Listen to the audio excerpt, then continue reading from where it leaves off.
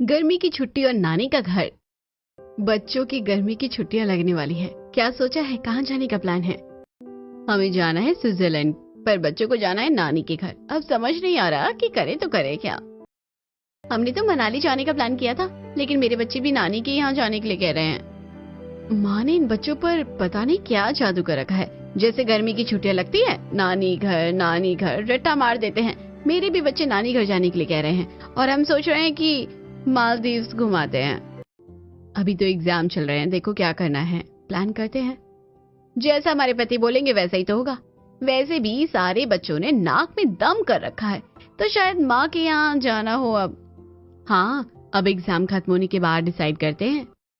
कुछ दिनों बाद बच्चों के एग्जाम खत्म हो जाते हैं। घर में अब बच्चों की मस्ती और शोर पहले से भी ज्यादा बढ़ जाता है।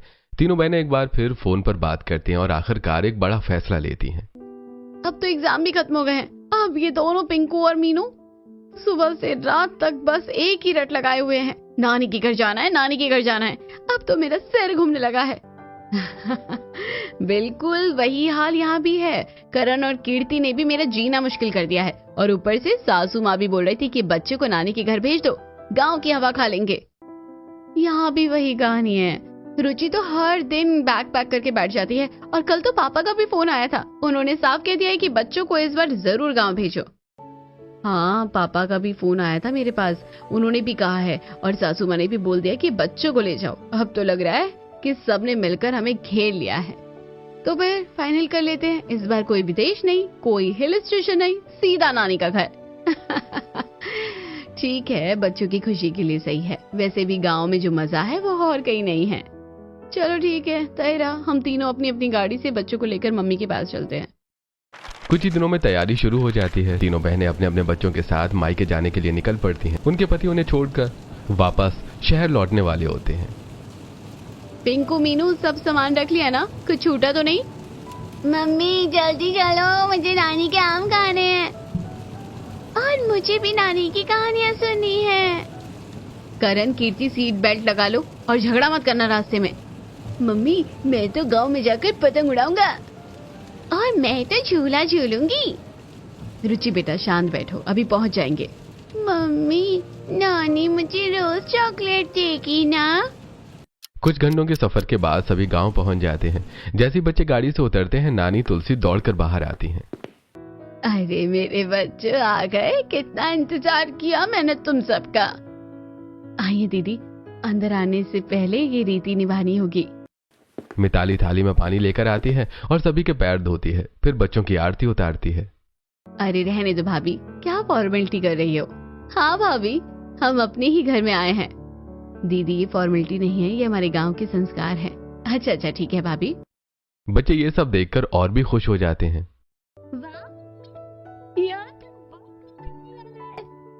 हाँ मम्मी, यहाँ तो सब हमें स्पेशल ट्रीटमेंट दे रहे हैं। इसके बाद तुलसी बच्चों को अपने पास बुलाती है और सबको चॉकलेट देती हैं। ये लो मेरे प्यारे बच्चों, तुम्हारे लिए चॉकलेट लाई हूँ। वाह नानी, वाह नानी, आओ नानी। मम्मी ये क्या कर रही हो? इतना चॉकलेट मत दो, इनके दांत खराब हो जाएंगे। अरे बेटा, जब तक मेरे पास है मेरे हिसाब से रहेंगे, तुम टेंशन मत लो। हाँ बस यही डर था। यहाँ आकर पता नहीं क्या होने वाला है, बच्चों की सारी आदतें खराब हो जाएंगी। इसके बाद नानी और मामी मिलकर बच्चों के पसंद का स्वादिष्ट खाना बनाती हैं। बच्चों, आज तुम्हारे लिए खास खाना बनाया है। क्या बनाया मामी? तुम्हारी पसंद की पूरी, आलू की सब्जी और मीठा भी। मामी अपने हाथों से बच्चों को खिलाती हैं और बच्चे बड़ी चाव से खाते हैं। भाभी इतना मत खिलाओ, ये घर पर इतना नहीं खाते हैं। दीदी, बच्चे हैं, जितना मन है खाने दो। शाम होते ही गांव में एक गोले वाला आता है। बर्फ का गोला, रंग बिरंगा गोला। नानी, हमें गोला खाना है। हाँ क्यों नहीं, सबको दिलाती हूँ। नानी सभी बच्चों को गोला दिलाती हैं। वाह, कितना टेस्टी है। ये तो शहर से भी ज्यादा अच्छा है। मम्मी ये क्या कर रही हो? इसमें आर्टिफिशियल कलर होता है। हाँ, और ये बर्फ भी गंदे पानी से बनती है, बच्चों के पेट में दर्द हो जाएगा। हमने अपने बच्चों को ये सब नहीं खाने दिया, और यहाँ आप ये सब खिला रही हो। बेटा, हर चीज में इतना डरोगे तो बच्चे बचपन कैसे जिएंगे? दीदी, कभी कभी खाने से कुछ नहीं होता, बच्चे खुश हैं यही बड़ी बात है। मम्मी प्लीज हमें खाना दो ना, हम रोज नहीं खाएंगे। तीनों बहनें एक दूसरे को देखती हैं और मन ही मन सोचती हैं। शायद हम जरूरत से ज्यादा सोचते हैं, बच्चों की खुशी भी तो जरूरी है। हाँ, शायद ये सही कह रहे हैं। रात का समय हो जाता है। गांव में हल्की ठंडी हवा चल रही होती है। आंगन में बड़ी सी चटाई बिछा दी जाती है और सभी बच्चे और बड़े एक साथ सोने की तैयारी करने लगते हैं। आसमान में तारे चमक रहे होते हैं और माहौल बिल्कुल शांत और सुकून भरा होता है। आओ बच्चों, आज सब मेरे पास ही सोएंगे। देखो कितनी ठंडी हवा चल रही है। शहर में कहाँ ऐसा मजा मिलता है। हाँ नानी, हम सब आपके पास ही सोएंगे। और आप हमें कहानी भी सुनाओगी ना? और मैं तो आज तारों को गिनूंगा। नानी, ये तारे नीचे क्यों नहीं आते? मैं तो नानी के हाथ पकड़कर ही सोऊंगी। तीनों बहनें एक कोने में खड़ी ये सब देख रही होती हैं। उन्हें जमीन पर चटाई पर सोने में थोड़ी परेशानी हो रही होती है। अरे ये क्या, जमीन पर सोना पड़ेगा? मेरी तो कमर ही टूट जाएगी। हाँ यार, और ये गर्मी, पंखा भी कितना धीमा चल रहा है, कैसे सोएंगे हम? और ये सारे बच्चे एक साथ, कहीं रात में कोई गिर गया तो? तीनों बहनें अपनी माँ तुलसी के पास जाती हैं। मम्मी, बच्चों को हमारे कमरे में सुला लेते हैं ना, यहाँ जमीन पर कैसे सोएंगे ये? हाँ मम्मी, आदत नहीं है इन्हें, और मच्छर भी बहुत है यहाँ। तभी बच्चे बीच में बोल पड़ते हैं। नहीं मम्मी, हम नानी के साथ ही सोएंगे। हाँ, हम अभी आपके पास नहीं सोएंगे। आज तो नानी के साथ ही मजा आएगा। हम सब साथ में सोएंगे। मैं तो नानी के पास ही सोऊंगी। ये सुनकर तीनों बहनें एक दूसरे को देखती हैं। अरे घर में तो यही बच्चे कहते हैं कि मम्मी के पास सोना है, और यहाँ देखो, सच में यहाँ आते ही सब बदल गए। लगता है नानी का जादू चल गया है। रात में तुलसी सभी बच्चों को प्यार से सुलाती हैं। आओ बेटा, आंखें बंद करो, मैं कहानी सुनाती हूँ। तुलसी एक प्यारी सी कहानी सुनाती हैं और बच्चे धीरे धीरे सो जाते हैं। तभी एक बच्चे को खांसी आती है। अरे बेटा रुको, मैं अभी दवा लाती हूँ। तुलसी तुरंत अंदर जाकर दवा लाती है और बच्चे को पिला देती है। अब ठीक लग रहा है ना? हाँ नानी। तीनों बहनें ये सब देखती हैं और मन ही मन सोचती हैं। पता नहीं माँ ने बच्चों को कौन सी दवा पिला दी है। माँ बूढ़ी हो रही है, कहीं गलत दवा तो नहीं पिला दी है। नहीं, मैं देख रही हूँ, वो देखो, दवा नहीं शहद ही दिया है माँ ने पिंकू को। अगली सुबह सूरज की पहली किरण के साथ ही बच्चे जाग जाते हैं। नानी, नानी उठो, हमें आम के बाग में जाना है। अभी तो वहाँ आम लगे होंगे ना, हमें तोड़कर खाने हैं। नानी जल्दी चलो ना। अरे वाह, इतनी सुबह सुबह बाग याद आ गया। चलो मैं लेकर चलती हूँ। सभी बच्चे मामा के बच्चों के साथ बाग की तरफ निकल जाते हैं।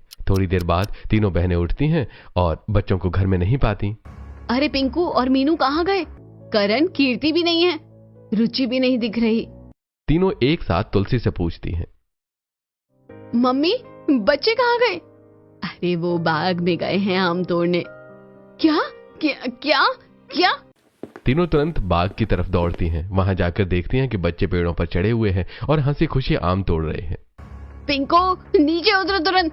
ये क्या कर रहे हो तुम? गिर जाओगी तो क्या होगा? तुम लोग गांव के बच्चों के साथ ऐसे खेल रहे हो, पेड़ पर चढ़ रहे हो, चोट लगे तो कितनी परेशानी हो जाएगी। बच्चे डर जाते हैं और धीरे धीरे नीचे उतर आते हैं। अभी नीचे उतरो सब। मम्मी, हम तो बस खेल रहे थे, सब चढ़ रहे थे तो हम भी। मम्मी नहीं करेंगे अब। तीनों बहनें बच्चों को वापस घर ले जाती हैं, लेकिन कुछ ही देर बाद बच्चे फिर से चुपके से बाग में पहुंच जाते हैं। अरे फिर आ गए, चलो अब आराम से आम तोड़ो। बच्चे फिर से पेड़ों पर चढ़ते हैं और आम तोड़कर खाने लगते हैं। वाह, कितना मजा आ रहा है। ये तो सबसे टेस्टी आम है। शहर में ऐसा कहाँ मिलता है। तभी तीनों बहनों को फिर से पता चलता है और वो गुस्से में बाग में पहुंचती हैं। फिर से आ गए तुम लोग? कितनी बार समझाया है, यहाँ आकर ये तो बिल्कुल ही हाथ से निकल रहे हैं। तभी बच्चे करौंदे के पेड़ से करौंदे तोड़ने लगते हैं। ये क्या कर रहे हो? ये तो किसी और का पेड़ है, ऐसे कैसे तोड़ सकते हो? ये गलत बात है। तभी वहां करौंदे के मालिक काका आ जाते हैं। अरे बेटा रहने दो, मैं तो देख ही रहा हूँ, तोड़ लेने दो।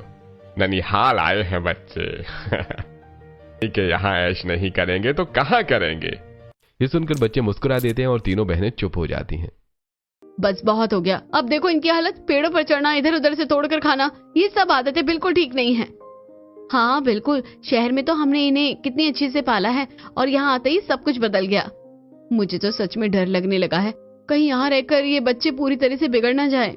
तीनों बहनें चुपचाप बच्चों को वहीं छोड़कर घर की ओर लौट आती हैं और उनके चेहरे पर साफ नाराजगी दिख रही होती है।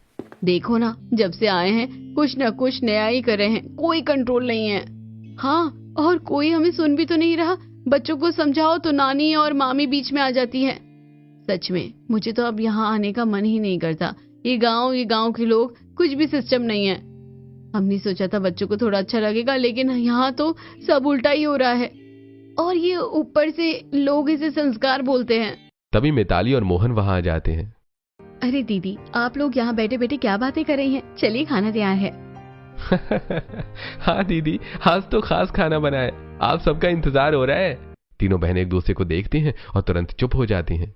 हाँ भैया, बस ऐसे ही। चलिए आते हैं। हाँ चलते हैं। सभी लोग आंगन में जाकर बैठते हैं। जमीन पर पत्तल बिछाई जाती है और सभी एक साथ बैठकर खाना खाने लगते हैं।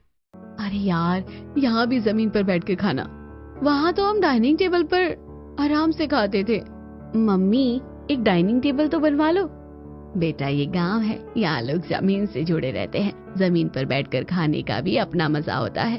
दीदी, आप एक बार आदत डाल लीजिए, फिर खुद कहेंगे कि मजा आ गया। और हाँ, यहाँ का खाना भी शहर से ज्यादा टेस्टी लगेगा। बच्चे बड़े मजे से खाना खाते हैं, लेकिन तीनों बहनों के चेहरे पर अभी भी संतोष नहीं होता। अगली सुबह बच्चे फिर से जल्दी उठ जाते हैं। मम्मी, हम बाहर जा रहे हैं।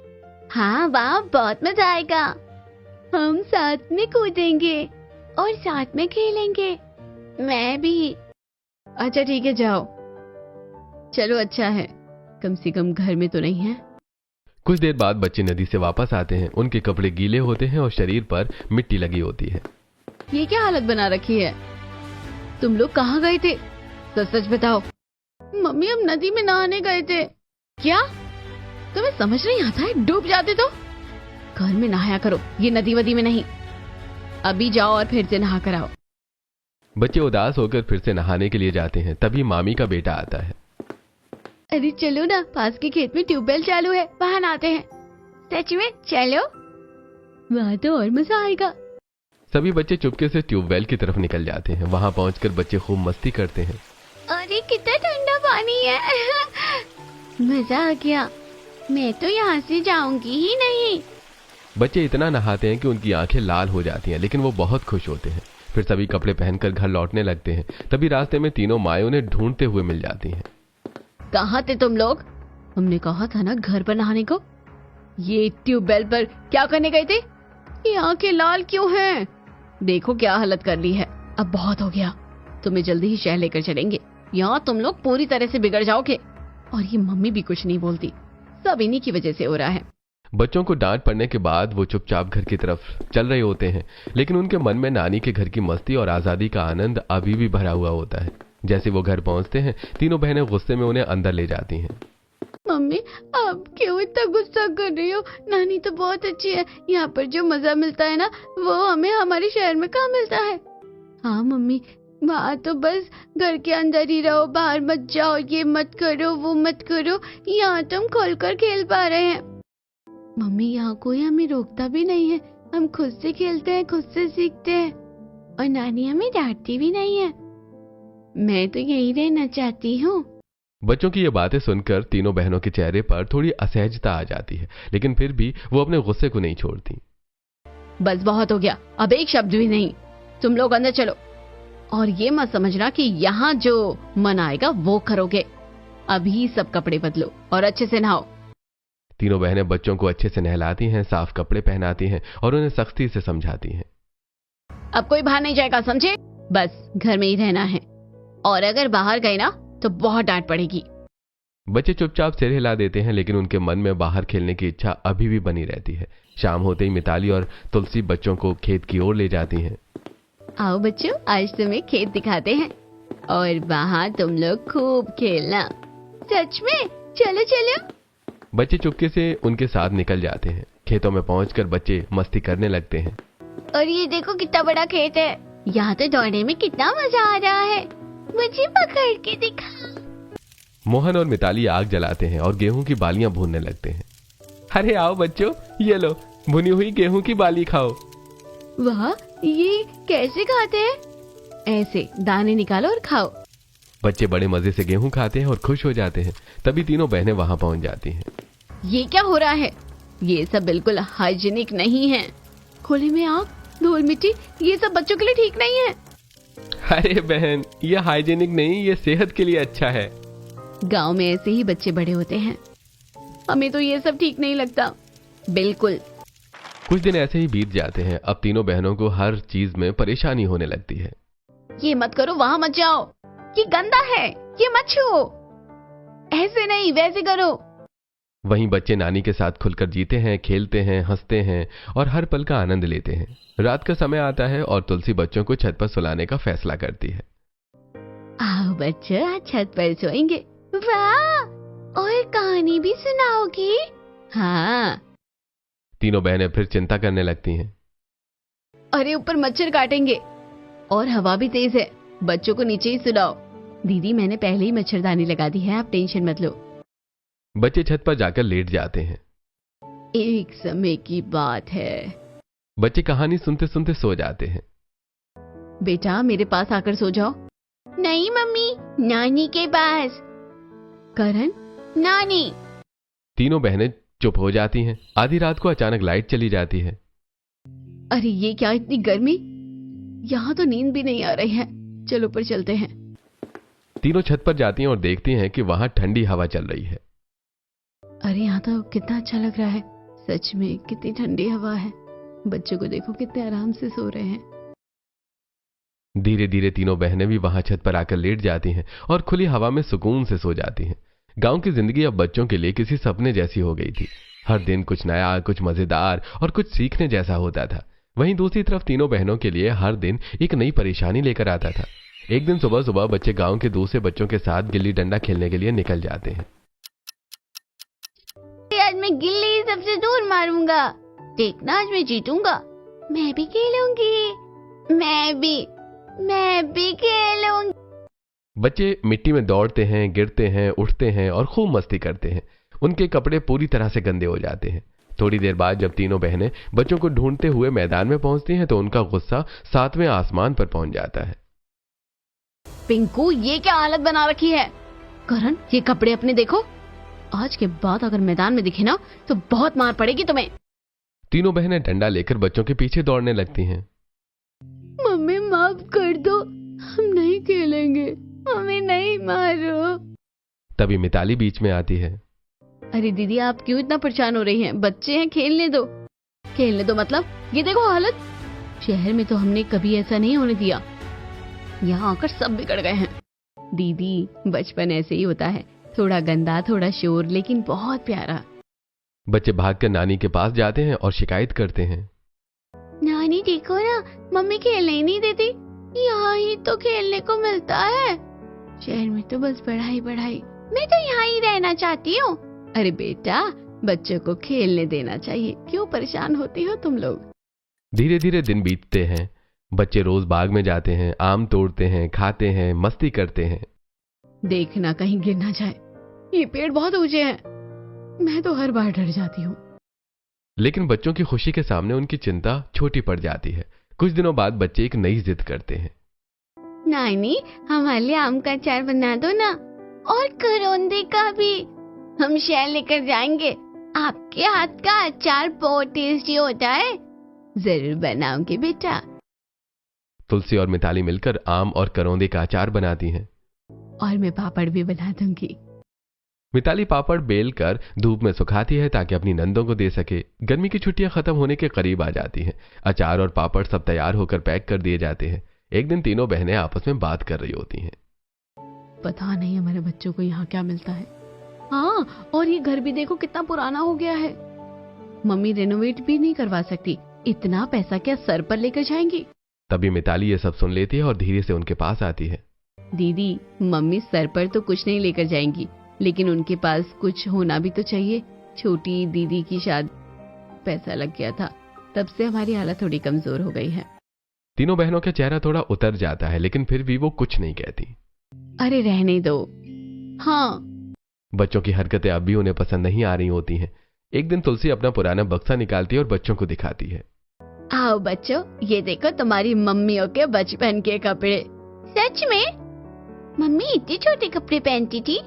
तभी तीनों बहनें वहां आती हैं।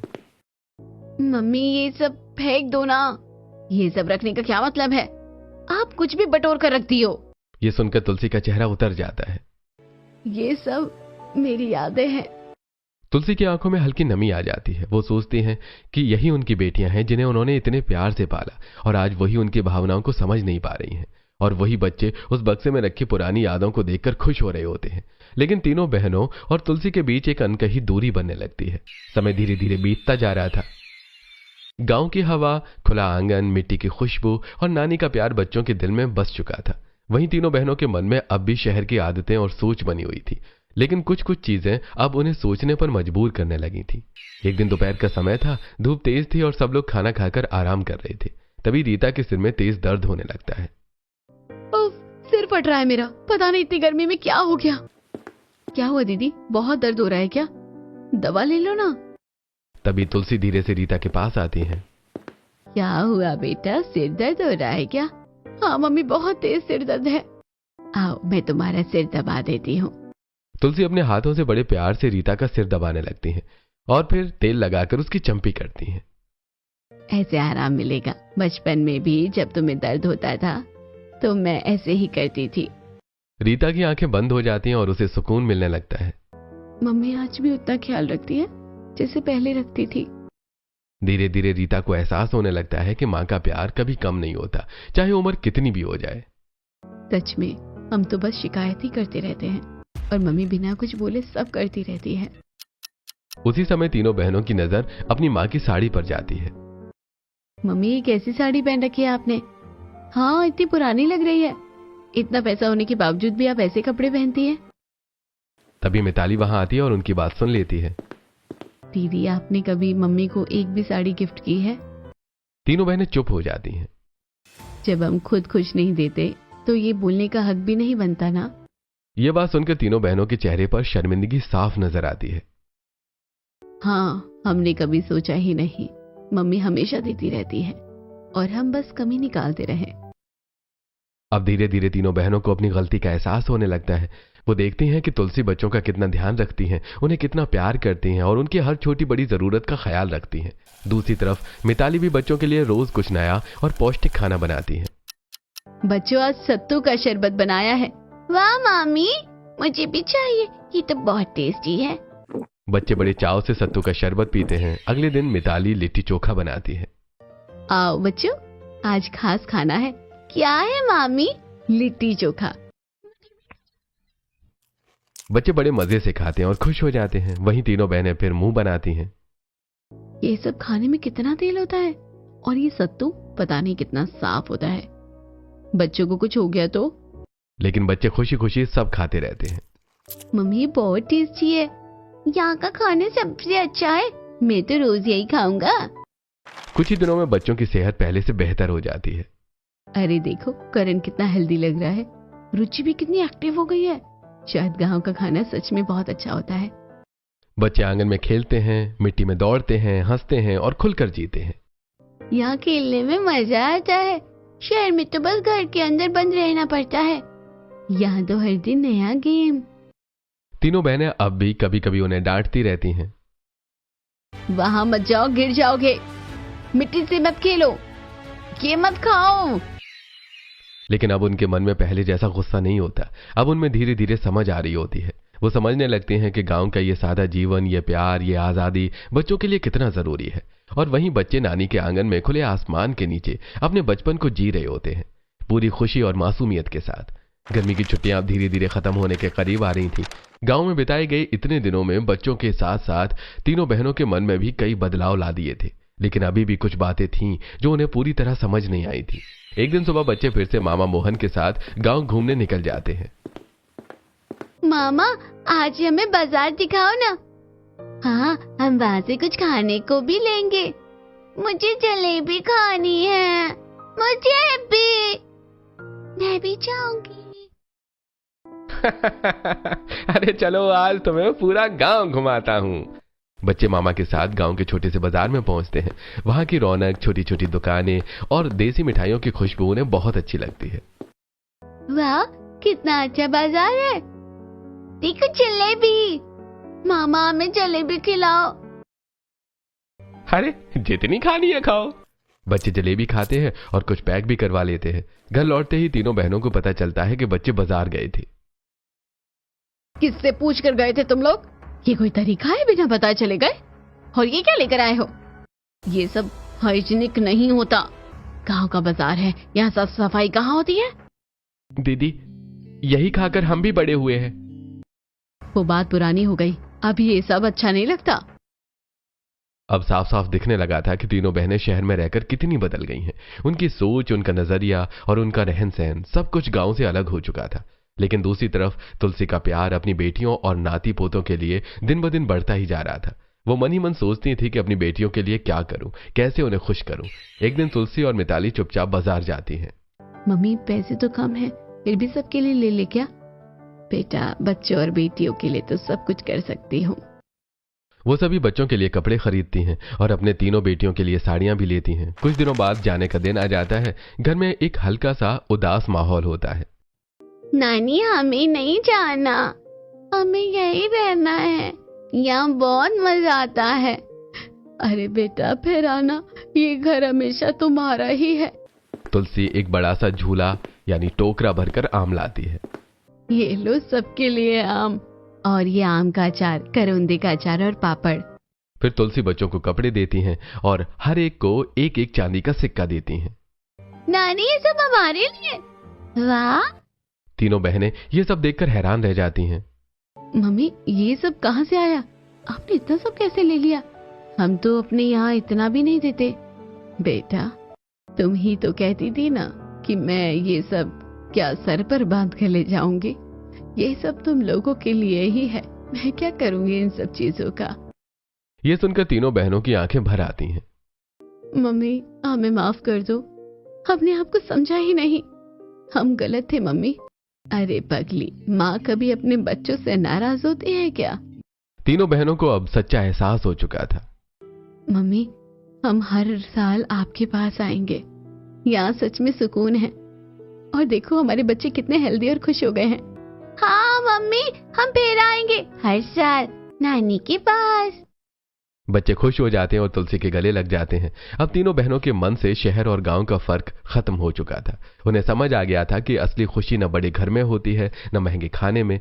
असली खुशी होती है अपनों के साथ, प्यार में और उन छोटी छोटी चीजों में जो दिल को सुकून देती हैं। और इसी एहसास के साथ वो हर साल नानी के घर आने का वादा करके खुशी और प्यार भरी यादों के साथ वापस अपने शहर की ओर निकल पड़ती हैं।